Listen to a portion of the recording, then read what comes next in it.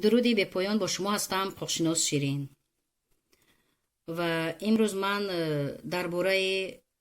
قانون درباره عفو یعنی امنیستی طلایی، عفو طلایی که در اساس جشن 30 سالگی استقلالیت از طرف حکومت جمهوری تاجیکستان، از طرف پارلمان جمهوری تاجیکستان باعث دستگیری شد و تصدیق شد. یعنی اویدی همین قانون درباره عفو با شما کمی روشنی میاندازم و سوالهایی که به من دادید به سوالهای شما جواب میدهم و میتوانید ویدیو را از اول تا آخر با دقت گوش کنید و سوالها باشد در پایان ویدیو فقط در کامنتاری نویسید. اولا همه شما را هموطنان عزیز با جشن استقلالیت 30 سالگی استقلالیت جمهوری تاجیکستان تبریک و مبارکباد میگویم. امیدوارم که همه شما خوب هستید و به همه شما تن صحتی عمری دراز تمنا دارم و نفرانی که سالهای دراز ماههای دراز انتظار این عفو طلایی بودن، انتظار این امنیستی طلایی بودن، چون که نزدیکانی آنها ادعای جزا دارن و تمنا دارم که نزدیکان شما آزاد شده به خانه های شما بیاین. و غیر این به شما گفتنیم که قانون درباره عفو نسبتی کیها یعنی که تطبیق کرده می شود.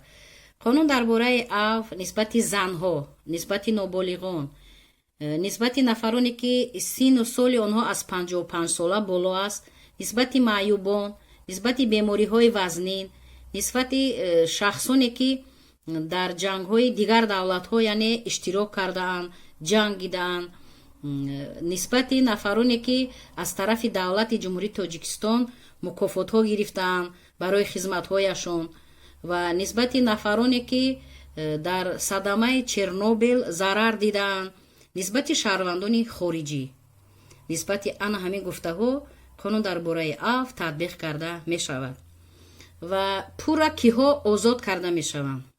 یعنی که نفران آزاد کرده می شوند که از بی احتیاطی جنایت صادر کردن یا که جنایت های اقتصادی یعنی اکونومیسکی پریستوپلینی می گویند.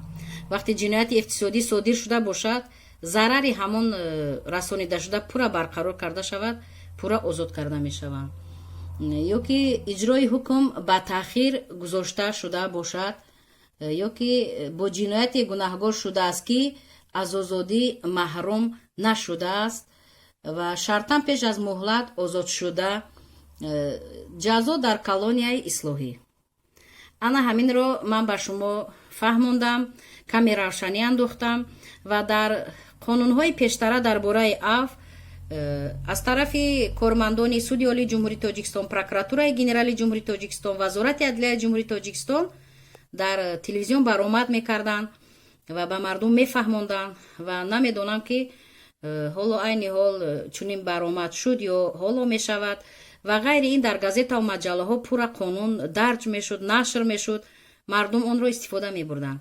همین رو گفتنیم سوال ها زیاد میدهید، سراسیمه نشوید.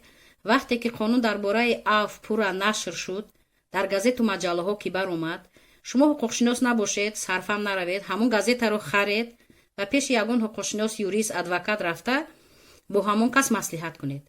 هیچ وقت سراسیمه نشوید. وقتی یگان نزدیک شما که با کدام ماده که جنایت صادر کرده است، همون قانون رو پورا همون حقوقشناس، یوریست، ادوکات میخواند و به شما میفهماند.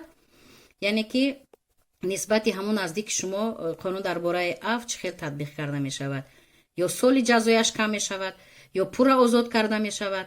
برای هوای به هر مقامات اداره رفتن لازم نیست، انتظار شوید. فقط وقتی قانون پورا نشر شد در گازیته های دولتی گرفته همون رو خودتان استفاده برید. و غیر این از حقوقشناسان، ادوکات ها و سودیه ها خواهش و التماس میکنم که وقتی که در این خورسندی مردم که آنها سالهای طولانی انتظار این عفو طلایی بودن شریک شوید و هر چی زودتر دستگیری خلق را به این نوبت گیرید و تا که تیزتر نزدیکان آنها به آزادی برآیند.